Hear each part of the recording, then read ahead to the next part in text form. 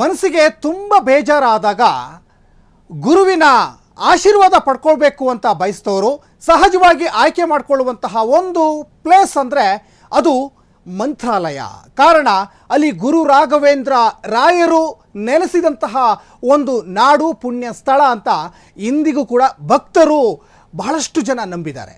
ಇದೇ ಈ ಹೊತ್ತಿನ ವಿಶೇಷ, ಮಂತ್ರಾಲಯದ ಭಕ್ತರು ನೋಡಲೇಬೇಕಾದ ಸ್ಟೋರಿ. ನಾನು ಸಚಿನ್ ಹೆಮ್ಮಕ್ಕಿ.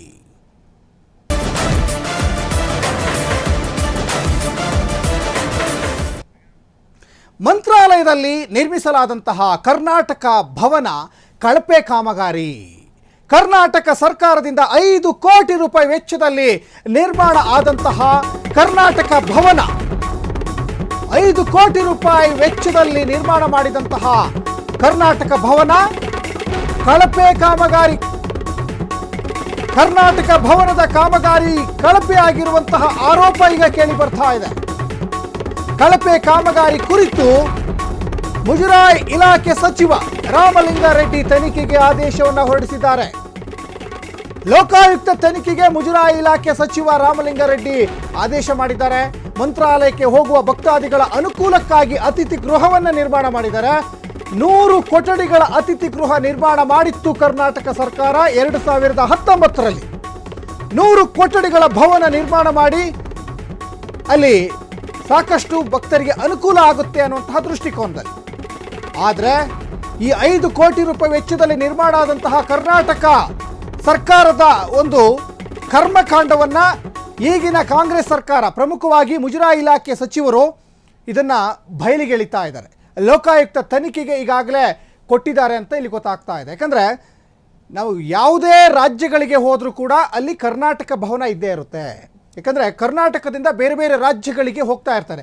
ದೆಹಲಿಗೆ ಹೋದರೂ ಕೂಡ ದೆಹಲಿಯಲ್ಲೂ ಕರ್ನಾಟಕ ಭವನ ಇದೆ, ಆಂಧ್ರದಲ್ಲೂ ಇದೆ, ಇನ್ನು ತೆಲಂಗಾಣದಲ್ಲಿದೆ.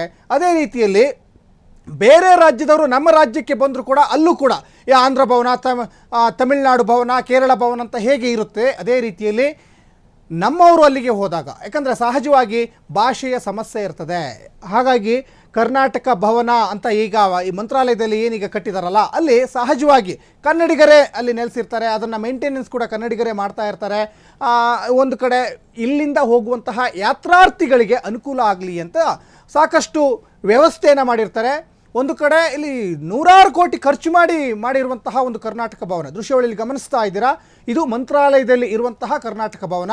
ಯಾಕಂದರೆ ಯಾತ್ರಾರ್ಥಿಗಳಿಗೆ ಅನುಕೂಲ ಆಗಲಿ ಅನ್ನುವಂತಹ ಒಂದೇ ಒಂದು ದೃಷ್ಟಿಕೋನ. ಈಗಾಗಲೇ ಹೇಳಿದಾಗೆ ಸಾಕಷ್ಟು ಜನ ಭಕ್ತಿಯಿಂದ ಇವತ್ತಿಗೂ ಕೂಡ ರಾಯರ ಮೇಲೆ ನಂಬಿಕೆ ಇಟ್ಕೊಂಡು ಮನಸ್ಸಿಗೆ ಬೇಜಾರಾದಾಗ ಅಲ್ಲಿ ಹೋದರೆ ಏನೋ ಒಂದು ಸಮಾಧಾನ ಅನ್ನುವಂತಹ ಭಾವನೆ ಇವತ್ತಿಗೂ ಕೂಡ ಸಾಕಷ್ಟು ಭಕ್ತರಲ್ಲಿದೆ.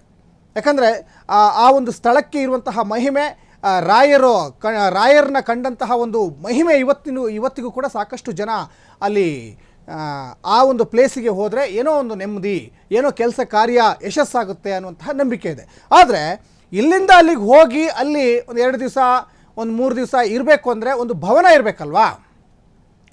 ಆ ಭವನ ಈಗ ಕಳಪೆ ಕಾಮಗಾರಿಯಲ್ಲಿ ಕೂಡಿದೆ ಅನ್ನುವಂತಹ ಒಂದಿಷ್ಟು ದೂರನ್ನು ಮುಜರಾಯಿ ಇಲಾಖೆ ಮಾಡ್ತಾ ಇದೆ. ಪ್ರಮುಖವಾಗಿ ಮುಜರಾಯಿ ಇಲಾಖೆಯ ಸಚಿವ ರಾಮಲಿಂಗಾರೆಡ್ಡಿ ಈಗ ಅದನ್ನು ಆರೋಪವನ್ನು ಮಾಡ್ತಾ ಇದ್ದಾರೆ. 2019 ಈ ಹಿಂದೆ ಬಿ ಜೆ ಪಿ ಸರ್ಕಾರ ಆಡಳಿತದಲ್ಲಿದ್ದಾಗ ಒಂದಿಷ್ಟು ಭವನಗಳನ್ನ ಕಟ್ಟಿದ್ರು.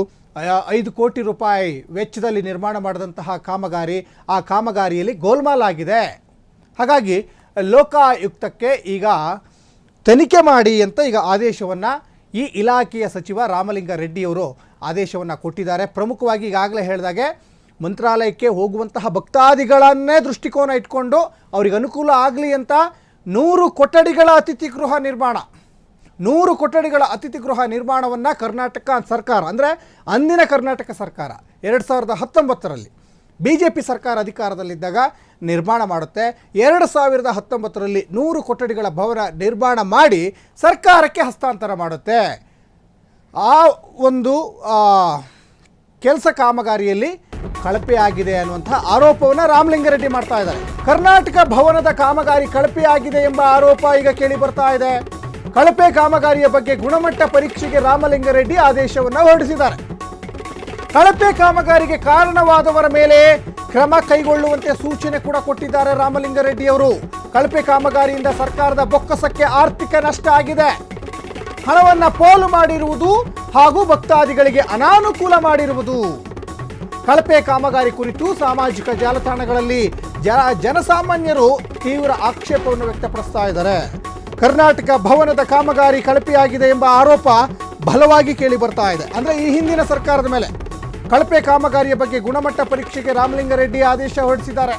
ಕಳಪೆ ಕಾಮಗಾರಿಗೆ ಕಾರಣ ಆದವರ ಮೇಲೆ ಕ್ರಮ ಕೈಗೊಳ್ಳುವಂತೆ ಸೂಚನೆ ಕೂಡ ಕೊಟ್ಟಿದ್ದಾರೆ. ಯಾಕಂದ್ರೆ 100 ಅತಿಥಿ ಗೃಹಗಳ ಒಂದು ಕೊಠಡಿಯನ್ನು ಕಟ್ಟೋದಿದೆಯಲ್ಲ, ಕರ್ನಾಟಕ ಭವನ ಕಟ್ಟೋದಿದೆಯಲ್ಲ, ಅದು ಅಂತಿಂತ ಮಾತಲ್ಲ. ಯಾಕಂದರೆ ಅಲ್ಲಿ ಒಳ್ಳೆ ಮರಳು, ಇಟ್ಟಿಗೆ, ಸರಳು, ರಾ ಮೆಟೀರಿಯಲ್ಸ್ ಎಲ್ಲವನ್ನು ಕೂಡ ಸರಿಯಾಗಿ ಬಳಸಿದಾರಾ? ಬಳಸಿಲ್ಲ ಅಂತ ಈಗ ಕಾಂಗ್ರೆಸ್ ಸರ್ಕಾರ ಹೇಳ್ತಾ ಇದೆ, ಮುಜರಾಯಿ ಇಲಾಖೆ ಹೇಳ್ತಾ ಇದೆ. ಯಾವುದೇ ರೀತಿಯಾದಂತಹ ಗುಣಮಟ್ಟದ ಸಾಮಗ್ರಿಗಳನ್ನು, ಗುಣಮಟ್ಟದ ಒಂದು ಕಚ್ಚಾ ಸಾಮಗ್ರಿಗಳು, ರಾ ಮೆಟೀರಿಯಲ್ಸ್ ಏನಿದೆಯಲ್ಲ ಅದನ್ನು ಬಳಸಿಲ್ಲ ಅಂತ ಮುಜರಾಯಿ ಇಲಾಖೆ ಸಚಿವರು ಹೇಳ್ತಾ ಇದ್ದಾರೆ. ಯಾಕಂದರೆ ಅವರಿಗೂ ಒಂದಿಷ್ಟು ವರದಿಗಳು ಬಂದಿರ್ತದೆ, ಅವರು ಕೂಡ ಅಲ್ಲಿ ಸಂಬಂಧಪಟ್ಟವರು ಪರಿಶೀಲನೆಯನ್ನು ಮಾಡ್ತಾರೆ. ಈ ಹಿಂದಿನ ಸರ್ಕಾರ ಈ ವಿಚಾರದಲ್ಲಿ ಕರ್ನಾಟಕ ಭವನವನ್ನು ಮಂತ್ರಾಲಯದಲ್ಲಿ ಕಟ್ಟುವ ವಿಚಾರದಲ್ಲಿ ಗೋಲ್ಮಾಲ್ ಮಾಡಿದೆ ನೋಡಿ. ಅದಕ್ಕೆ ಸಂಬಂಧಪಟ್ಟಂತಹ ಒಂದು ಪತ್ರವೂ ಕೂಡ ಈಗ ಹೊರಡಿಸಿದ್ದಾರೆ. ರಾಮಲಿಂಗಾರೆಡ್ಡಿ ಅವರು ಸಹಿ ಮಾಡಿರುವಂತಹ ಒಂದು ಪತ್ರವೂ ಕೂಡ ಇದೆ, ಅಂದರೆ ಇಲಾಖೆಯಿಂದ ಹೊರಡಿಸಿರುವಂತಹ ಒಂದು ಪತ್ರ. ಹಾಗಾಗಿ ಈ ಕಟ್ಟಡ ನಿರ್ಮಾಣಕ್ಕೆ ಕಾರಣಕರ್ತರು ಯಾರ್ಯಾರಿದ್ದಾರೆ, ಯಾರ ನೇತೃತ್ವದಲ್ಲಿ ಈ ಒಂದು ಭವನ ನಿರ್ಮಾಣ ಆಯಿತು, ಯಾರೆಲ್ಲ ಭಾಗಿಯಾಗಿದ್ದರು, ಇದರ ನೇರ ಹೊಣೆ ಯಾರು, ಇದರಲ್ಲಿ ಗೋಲ್ಮಾಲ್ ಆಗಿದೆಯಾ, 5 ಕೋಟಿ ನಿಜಕ್ಕೂ ಈ ಒಂದು ಕರ್ನಾಟಕ ಭವನಕ್ಕೆ ಖರ್ಚಾಗಿದೆಯಾ, ಎಲ್ಲ ಲೆಕ್ಕವನ್ನು ತೆಗಿರಿ, ಕೂಲಂಕುಷವಾದಂತಹ ತನಿಖೆಯನ್ನು ಮಾಡಿ ಅಂತ ಆದೇಶವನ್ನು ರಾಮಲಿಂಗಾರೆಡ್ಡಿ ಅವರು ಹೊರಡಿಸಿದ್ದಾರೆ. ಹಾಗಾಗಿ ಈ ಆದೇಶದ ಅನ್ವಯಕ್ಕೆ ಹೊಂದುವಂತೆ ಸೂಚನೆಗೆ ಅನುಗುಣವಾಗಿ ಈಗ ಲೋಕಾಯುಕ್ತ ಸಂಸ್ಥೆಗೆ ಇದೊಂದು ತನಿಖೆಯನ್ನು ವಹಿಸಿದ್ದಾರೆ. ಲೋಕಾಯುಕ್ತದಿಂದ ತನಿಖೆ ಶುರು ಮಾಡುವಂಥ ಸಾಧ್ಯತೆ ಇದೆ. ಇನ್ನು ಮಂತ್ರಾಲಯದ ನೂತನ ಕರ್ನಾಟಕ ಭವನದ ಗೋಡೆಗಳು ಬಿರುಕು ಬಂದಿದ್ದಾವೆ. ಈಗಾಗಲೇ ಹೇಳಿದಾಗೆ ಕಳಪೆ ಗುಣಮಟ್ಟ, ಕೊಠಡಿಗಳಲ್ಲಿ ನೀರು ಸೋರಿಕೆ, ವಿದ್ಯುತ್ ಸಂಪರ್ಕದ ವ್ಯವಸ್ಥೆ, ಚರಂಡಿಗೆ ಸಂಪರ್ಕ ಕಲ್ಪಿಸಿದ ಪೈಪ್ಗಳು ಸೋರಿಕೆ, 5 ಕೋಟಿ ಕಾಮಗಾರಿಯಲ್ಲಿ ಎಷ್ಟು ಕಳಪೆ ಆಗಿದೆ ನೋಡಿ. ಕಟ್ಟಡಕ್ಕೆ ಅಳವಡಿಸಿದ ಟೈಲ್ಸ್ಗಳು ಕೂಡ ಹಾನಿಗೊಳಗಾಗಿವೆ. ಲೋ ಕ್ವಾಲಿಟಿ ಟೈಲ್ಸ್ ಅಂತ ಕಾಣಿಸ್ತಾ ಇದೆ. ಬಿಸಿ ನೀರಿಗೆ ಅಳವಡಿಸಿದ ಗೀಸರ್ಗಳು ಕಾರ್ಯನಿರ್ವಹಿಸ್ತಾ ಇಲ್ಲ. ಕೊಠಡಿಗಳ ಡೋರ್, ಕಿಟಕಿ, ಪೀಠೋಪಕರಣಗಳು ಕಳಪೆ ಗುಣಮಟ್ಟ ಅಂತ ಇಲ್ಲಿ ಗೊತ್ತಾಗ್ತಾ ಇದೆ. ಸದರಿ ಕಳಪೆ ಕಾಮಗಾರಿಗೆ ಕಾರಣರಾದವರ ಮೇಲೆ ಕಠಿಣ ಕ್ರಮ ಅಂತ ಈಗಾಗಲೇ ರಾಮಲಿಂಗಾರೆಡ್ಡಿ ಅವರು ಹೇಳ್ತಾ ಇದ್ದಾರೆ. ಅಧಿಕಾರಿಗಳ ವಿರುದ್ಧ ಕಠಿಣ ಕ್ರಮಕ್ಕೆ ರಾಮಲಿಂಗಾರೆಡ್ಡಿ ಅವರು ಸೂಚನೆಯನ್ನು ಕೊಟ್ಟಿದ್ದಾರೆ. ಮಂತ್ರಾಲಯದ ನೂತನ ಕರ್ನಾಟಕ ಭವನದ ಗೋಡೆಗಳು ಬಿರುಕು ಬಂದಿದ್ದಾವೆ, ಪೈಪ್ಗಳು ಒಡೆದು ಹೋಗಿದ್ದಾವೆ, ಟೈಲ್ಸ್ಗಳು ಕಳಪೆ ಗುಣಮಟ್ಟದ್ದು ಅಂತ ಇಲ್ಲಿ ಗೊತ್ತಾಗ್ತಾ ಇದೆ. ಒಳಗಡೆ ಇಂಟೀರಿಯಲ್ ಮತ್ತು ಹೊರಗಡೆ ಎಲ್ಲವೂ ಕೂಡ ಇಲ್ಲಿ ಕಳಪೆ ಕಾಮಗಾರಿ ನೋಡಿ. ಕರ್ನಾಟಕ ಭವನವನ್ನು ಪ್ರಮುಖವಾಗಿ ಇಲ್ಲಿ ನೋಡ್ತಾ ಇದ್ದೀರಾ. ಕರ್ನಾಟಕ ಭವನ ಅಂದರೆ ಇದು ಪ್ರಮುಖವಾಗಿ ಇಲ್ಲಿ ಮಂತ್ರಾಲಯದಲ್ಲಿರುವಂತಹ ಮುಜರಾಯಿ ಇಲಾಖೆ ಸಚಿವರಾಗಿರುವಂತಹ ರಾಮಲಿಂಗಾರೆಡ್ಡಿ ಅವರು ಸಂಪರ್ಕಕ್ಕೆ ಬಂದಿದ್ದಾರೆ. ನಮಸ್ಕಾರ ಸರ್. ನಮಸ್ಕಾರ. ರಾಮಲಿಂಗಾರೆಡ್ಡಿ ಸರ್, ಈಗಾಗಲೇ 2019ರಲ್ಲಿ ಈ ಹಿಂದಿನ ಸರ್ಕಾರ ಕಳಪೆ ಕಾಮಗಾರಿ ಮಾಡಿದೆ ಅಂತ ತಾವು ಆರೋಪ ಮಾಡ್ತಾ ಇದ್ದೀರಾ. ಅಂದ್ರೆ ಮಂತ್ರಾಲಯದಲ್ಲಿ ಕರ್ನಾಟಕ ಭವನ ಕಟ್ಟಿರುವ ವಿಚಾರದಲ್ಲಿ ತಾವು ಆಲ್ರೆಡಿ ಈಗ ಲೋಕಾಯುಕ್ತಕ್ಕೂ ಕೂಡ ದೂರನ್ನ ಕೊಟ್ಟಿದ್ದೀರಾ ಅನ್ಸ ಈ ವಿಚಾರಕ್ಕೆ ಸಂಬಂಧಪಟ್ಟಂಗೆ ಸರ್? ಈಗ ನಾನು ಯಾರ ಬಗ್ಗೆನೂ ಆರೋಪ ಮಾಡ್ತಿಲ್ಲ. ಓಕೆ. ಅಲ್ಲಿ ಕಳಪೆ ಕಾಮಗಾರಿ ಆಗಿದೆ ಅಂತ ಹೇಳಿ ಸರಿಯಾಗಿ ಅಂದ್ರೆ ಒಂದು 5 ವರ್ಷಕ್ಕೆ ಮುಂಚೆ ಅಲ್ಲ, ನಮ್ಗೆ ಕಾಂಟ್ರಾಕ್ಟ್ ಯಾರು ತಗೊಂಡಿದ್ರೋ ಏನೋ ಗೊತ್ತಿಲ್ಲ, ಸರಿಯಾಗಿ ಕೆಲಸ ಮಾಡಿಲ್ಲ, ಅದರಿಂದ ಕಳಪೆ ಕಾಮಗಾರಿ ಆಗಿದೆ ಅಂತ ಹೇಳಿ ಮಾಧ್ಯಮಗಳಲ್ಲಿ ಎಲ್ಲ ಬಂದು ನಮ್ಮ ಅಧಿಕಾರಿಗಳಿಗೂ ಕೇಳಿದೆ. ಹೌದು ಕಳಪೆ ಕಾಮಗಾರಿ ಆಗಿದೆ ಅಂತ ಹೇಳಿದ್ರು. ಅದಕ್ಕೆ ಲೋಕಾಯುಕ್ತ ತನಿಖೆ ಕೊಟ್ಟಿದ್ರು ಅಷ್ಟೇ. ಓಕೆ ಸರ್, ಅಂದ್ರೆ ಈಗ ತಮ್ಮ ಗಮನಕ್ಕೂ ಕೂಡ ಈಗ ಬಂದಿದೆ ಇದರಲ್ಲಿ ಕಳಪೆ ಕಾಮಗಾರಿ ಆಗಿದೆ ಅಂತ? ಹೌದು. ಅಂದ್ರೆ ಸಂಬಂಧಪಟ್ಟ ಅಧಿಕಾರಿಗಳು ತಮ್ಮ ಗಮನಕ್ಕೆ ತಂದಿದ್ದಾರೆ. ಅಂದ್ರೆ ಸರ್ ಅದ್ರಲ್ಲಿ ಮೇಜರ್ ಆಗಿ ಏನೇನೆಲ್ಲ ಸಮಸ್ಯೆ ಅಂತ ಅಧಿಕಾರಿಗಳು ತಮಗೆ ಹೇಳಿದ್ರು ಅಂತ? ಹೌದು, ಅಲ್ಲೇ ಪರ್ಸನಲ್ ಹೋಗಿ ನೋಡ್ಕೊಂಡು ಒಂದು ರಿಪೋರ್ಟ್ ಕೊಡಿ ಅಂತ ಹೇಳಿದೀನಿ. 2 days ಅಲ್ಲಿ ಬರ್ತಾರೆ. ಏನೇನು ಅಲ್ಲಾಗಿದೆ ಅಂತ ಹೇಳಿ ಅಂದ್ರೆ ಇದು ಒಂದು 2-3 ತಿಂಗಳಿಂದ ನಾನು ಇಲಾಖೆ ಮಂತ್ರಿ ಆದಾಗ್ಲೇ ಕೂಡ ಅದಾಗ್ಲೇ ನನಗೆ ನನ್ನ ಗಮನಕ್ಕೆ ತಂದಿದ್ರು. ಆಮೇಲೆ ಅಲ್ಲಿ ತಕ್ಷಣಕ್ಕೆ ಸ್ವಲ್ಪ ರಿಪೇರಿ ಎಲ್ಲ ಮಾಡ್ಬೇಕು, ಎಲ್ಲ ಕಳಪೆ ಕಾಮಗಾರಿ ಆಗಿದೆ ಅಂತೆಲ್ಲ ಹೇಳಿದ್ರು. ನಾನು ಅವ್ರನ್ನ ಕಳಿಸಿದ್ದೆ, ಅವ್ರ ಟೀಮ್ ಎಲ್ಲ ಕಳಿಸಿದ್ದೆ. ಈಗ ಬೇರೆ ಕಡೆ ಎಲ್ಲ ಚೆನ್ನಾಗಿದೆ. ಈಗ ನೋಡಿ ತಿರುಪತಿನಲ್ಲಿ ಬಹಳ ಫಸ್ಟ್ ಕ್ಲಾಸ್ ಆಗಿ ಕಟ್ಟಿದ್ದಾರೆ. ಕರೆಕ್ಟ್ ಸರ್, ಹೌದು. ದೂರಕ್ಕಾಗೋದಿಲ್ಲ. ಅದು ಬಿಟ್ರೆ ನಮ್ಗೆ ಶ್ರೀಶೈಲದಲ್ಲಿ ಕಟ್ಬೇಕು, ನಾವು ಹೊಸ ಕಟ್ಬೇಕು. ಇದೊಂದು ಕಳಪೆ ಕಾಮಗಾರಿ ಮಾಡಿದ್ದಾರೆ. ಎಲ್ಲಾ ಕಾಮಗಾರಿಗಳು ಕಾಂಟ್ರಾಕ್ಟರ್ಗಳು ಕೆಟ್ಟವರು ಅಂತ ಹೇಳಕ್ಕಾಗಲ್ಲ. ಕೆಲವರು ಈ ತರದ ಕಳಪೆ ಕೆಲಸ ಮಾಡ್ತಾರೆ. ಅದಕ್ಕೆ ತಕ್ಕ ಶಿಕ್ಷೆ ಆಗ್ಬೇಕಲ್ಲ. Correct sir, correct. ಅದಕ್ಕೆ ಕೊಟ್ಟಿದ್ದೀನಿ ಸರ್. ಈಗ ಇಲ್ಲಿ ಪ್ರಮುಖವಾಗಿ ಇಲ್ಲಿ ಬಳಸಿರುವಂತಹ ರಾ ಮೆಟೀರಿಯಲ್ಸ್ ಕಳಪೆ ಆಗಿದೆ ಅಂತಾನೋ ಅಥವಾ ಇದರಲ್ಲಿ ಏನಾದ್ರು ಗೋಲ್ಮಾಲ್ ಆಗಿದೆ, ಭ್ರಷ್ಟಾಚಾರ ಏನಾದ್ರು ಮಾಡಿದಾರ ಅಂತ ತಮ್ಮ ಆರೋಪನ ಸರ್? ಈಗ ತನಿಖೆ ಮಾಡಿದ್ರೆ ಗೊತ್ತಾಗುತ್ತೆ. ಕರೆಕ್ಟ್. ಅಲ್ಲಲ್ಲ, ಮೇಲ್ನೋಟಕ್ಕೆ ತಮಗೊಂದು ಇನ್ಫಾರ್ಮೇಶನ್ ಬಂದಿರುತ್ತಲ್ಲ ಸರ್? ಮೇಲ್ನೋಟಕ್ಕೆ ಕಳಪೆ ಕಾಮಗಾರಿ. Okay okay okay. ಅಂದ್ರೆ ಹಣ ಇಲ್ಲಿ ಸಂಪೂರ್ಣವಾಗಿ ಬಳಸಿದ್ದಾರೆ, ಆದ್ರೆ ಬೇಕಾ ಬಿಟ್ಟಿ ನಿರ್ಮಾಣ ಮಾಡಿದ್ದಾರೆ.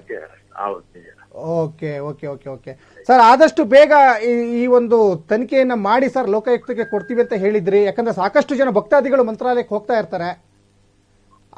ಅದು ತನಿಖೆ ಆಗೋದು ಆಗ್ತಾ ಇರ್ಲಿ. ಓಕೆ. ಪ್ಲಸ್ ಅದಕ್ಕೆ ಒಂದು ಎಸ್ಟಿಮೇಟ್ ಕಳಿಸಿ ತರಿಸಿ ಅದನ್ನ ಮುಗಿಸಿ ಸ್ವಲ್ಪ ತನಿಖೆ ಮುಗಿತಿದ್ದಂಗೆ ಅದನ್ನ ಏನೇನ್ ತಪ್ಪಾಗಿದೆ ಅದನ್ನ ಸರಿಪಡಿಸಿ ಭಕ್ತಾದಿಗಳಿಗೆ ಹೋಗಿ ಬರೋದಕ್ಕೆ ಅನುಕೂಲ ಮಾಡ್ಕೊಳ್ಬೇಕು.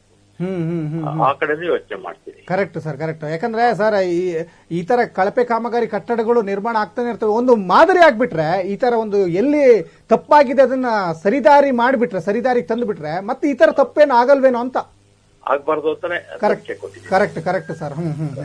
ಹಾಗಾಗಿ ಇದ್ರ ಒಂದು ಒಳ್ಳೆ ನಿರ್ಧಾರ ಮಾಡಿದೀರಾ ಸರ್, ಅದನ್ನ ಮುಂದುವರಿಸಿ ಅಂತ ನಮ್ದೊಂದು ಮನವಿ sir. Thank you sir, thank you, thank you. Yes sir, Ramalinga Reddy ಅವರು ಮುಜರಾಯಿ ಇಲಾಖೆ ಸಚಿವರು ಕೂಡ ಈಗ ಫ್ರೀಡಮ್ ಟಿವಿ ಜೊತೆ ಮಾತಾಡಿದ್ರು. ಎಲ್ಲಿ ಕಾಮಗಾರಿಯಲ್ಲಿ ಮಿಸ್ಟೇಕ್ ಆಗಿದೆ ನಾವು ಸೂಕ್ತವಾದಂತಹ ತನಿಖೆಯನ್ನು ಮಾಡ್ತೀವಿ. ಆಲ್ರೆಡಿ ಅಧಿಕಾರಿಗಳು ನಮಗೊಂದು ವರದಿಯನ್ನು ಕೊಟ್ಟಿದ್ದಾರೆ.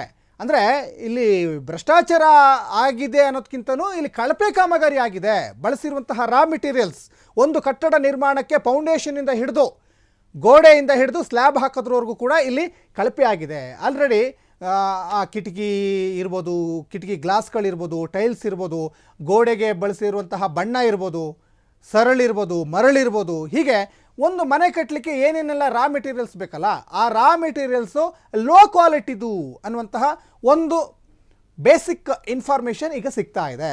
ಆಲ್ರೆಡಿ ರಾಮಲಿಂಗಾರೆಡ್ಡಿ ಅವರಿಗೂ ಸಂಬಂಧಪಟ್ಟಂದರೆ ಮುಜರಾಯಿ ಇಲಾಖೆಯ ಅಧಿಕಾರಿಗಳು ಸಂಬಂಧಪಟ್ಟಂಥ ಸಚಿವರಾಗಿರುವಂತಹ ರಾಮಲಿಂಗಾರೆಡ್ಡಿ ಅವರ ಗಮನಕ್ಕೆ ತಂದಿದ್ದಾರೆ. ಆದಷ್ಟು ಬೇಗ ನಾವು ಇದರ ತನಿಖೆಯನ್ನು ಮಾಡ್ತೀವಿ. ಆದರೆ ಈ ಹಿಂದಿನ ಸರ್ಕಾರದಲ್ಲಿ 2019ರಲ್ಲಿ ಆಗಿರುವಂತಹ ಈ ಕಾಮಗಾರಿ ಇದು.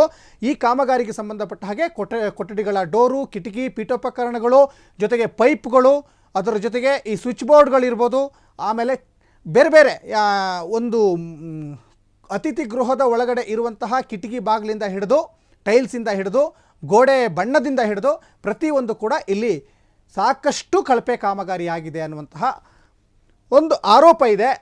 ಇಲಾಖೆಯ ಸಚಿವರು ಈಗ ಸೂಕ್ತ ಕ್ರಮಕ್ಕೆ ಈಗ ಮುಂದಾಗಿದ್ದಾರೆ. ಯಾಕಂದರೆ ಸಾಕಷ್ಟು ಜನ ಭಕ್ತಾದಿಗಳು ಮಂತ್ರಾಲಯಕ್ಕೆ ಹೋಗ್ತಾ ಇರ್ತಾರೆ, ಲಕ್ಷಾಂತರ ಜನ ಹೋಗ್ತಾ ಇರ್ತಾರೆ, ಲಕ್ಷಾಂತರ ಜನ ಬರ್ತಾ ಇರ್ತಾರೆ.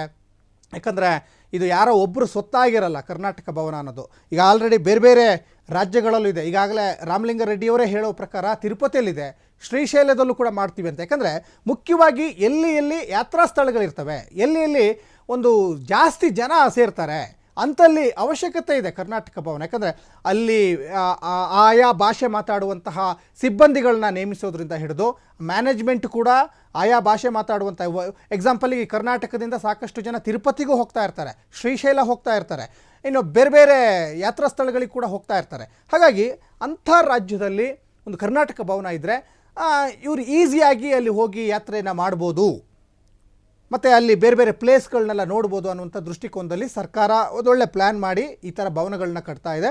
ಅದೇ ರೀತಿಯಲ್ಲಿ ಮಂತ್ರಾಲಯದಲ್ಲೂ ಕೂಡ ಕಟ್ಟಿರುವಂತಹ ದೃಶ್ಯಾವಳಿ ಕೂಡ ಇಲ್ಲಿ ಗಮನಿಸ್ತಾ ಇದ್ದೀರಾ. ಆದರೆ ಈ ಕಟ್ಟಡ ಮಾತ್ರ ಕಳಪೆ ಕಾಮಗಾರಿ ಅನ್ನುವಂತಹ ಆರೋಪವನ್ನು ಈ ಮುಜರಾಯಿ ಇಲಾಖೆಯ ಅಧಿಕಾರಿಗಳು ರಾಮಲಿಂಗಾರೆಡ್ಡಿ ಅವರ ಗಮನಕ್ಕೆ ಈಗ ತಂದಿದ್ದಾರೆ ಅನ್ನೋದು ಇಲ್ಲಿ ಗೊತ್ತಾಗ್ತಾ ಇದೆ. ದೃಶ್ಯಾವಳಿಯಲ್ಲೆಲ್ಲ ಗಮನಿಸ್ತಾ ಇದ್ದೀರಾ, ಮಂತ್ರಾಲಯದ ವಿಜುವಲ್ಸ್ ನೋಡ್ತಾ ಇದ್ದೀರಾ. ಜೊತೆಗೆ ಮತ್ತೊಂದು ಬದಿಯಲ್ಲಿ ರಾಮಲಿಂಗಾರೆಡ್ಡಿಯವರು ಆಲ್ರೆಡಿ ಈಗ ಈ ಒಂದು ತನಿಖೆಗೆ, ಲೋಕಾಯುಕ್ತ ತನಿಖೆಗೆ ಆದೇಶವನ್ನು ಕೊಟ್ಟಿದ್ದಾರೆ. ಇನ್ನೊಂದು ಕಡೆ ಲೋಕಾಯುಕ್ತರು ಯಾವುದೇ ಪಕ್ಷದ ಪರವಾಗಿ, ಯಾವುದೇ ಪಕ್ಷದ ವಿರುದ್ಧವಾಗಿ ಅವರೇನು ತನಿಖೆ ಮಾಡಲ್ಲ. ಏನಿದೆ ಸ್ಪಷ್ಟತೆಯನ್ನು ಜನತೆ ಮುಂದೆ ಇಡುವಂಥ ಪ್ರಯತ್ನವನ್ನು ಈ ಹಿಂದಿನ ಹಲವಾರು ಕೇಸ್ಗಳಲ್ಲೂ ಕೂಡ ಮಾಡಿದ್ದಾರೆ. ಇದರಲ್ಲೂ ಕೂಡ ಅದೇ ರೀತಿಯಾದಂತಹ ಒಂದು ತಪ್ಪನ್ನು ಹುಡುಕಿ ಜನತೆ ಮುಂದೆ ಇಟ್ಟು ಎಲ್ಲಿ ತಪ್ಪಾಗಿದೆ, ಯಾರಿಂದ ತಪ್ಪಾಗಿದೆ, ಏನಾಗಬೇಕು ಏನಾಗಬಾರ್ದು ಎಲ್ಲವೂ ಕೂಡ ಲೋಕಾಯುಕ್ತಕ್ಕೆ ಚೆನ್ನಾಗಿ ಗೊತ್ತಿರೋದ್ರಿಂದ ಆದಷ್ಟು ಬೇಗ ಈ ಒಂದು ತಪ್ಪಿಗೆ ಸಂಬಂಧಪಟ್ಟ ಹಾಗೆ ಯಾರು ಇದರಲ್ಲಿ ತಪ್ಪಿತಸ್ಥರಿದ್ದಾರೆ ಅವ್ರನ್ನ ಕಂಡುಹಿಡಿಯುವ ಪ್ರಯತ್ನ ಲೋಕಾಯುಕ್ತರು ಮಾಡ್ತಾರೆ ಅನ್ನುವಂತಹ ವಿಶ್ವಾಸ ನಮಗೂ ಕೂಡ ಇದೆ.